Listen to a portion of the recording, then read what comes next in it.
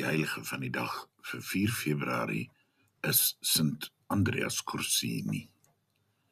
Andreas is gebore in die Italiaanse stad Florence as lid van die magtige Corsini-familie.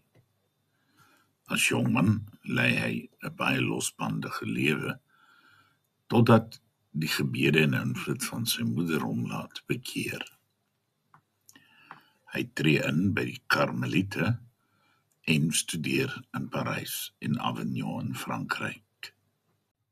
Terug in sy geboortestad raak hy baie gou bekend as die apostel van Florence, vanweë sy voorbeeldige en heilige leefwyse.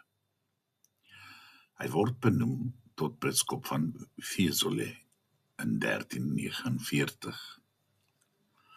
Aanvanklik gaan kruip hy weg, maar die paus dwing hom uiteindelik om die ambt te aanvaar. Hy was 'n uitstekende sieleherder, 'n vredemaker, en hy word ook bekend as wonderwerker, iemand wie se voorspraak op kragtige wyse verhoor is.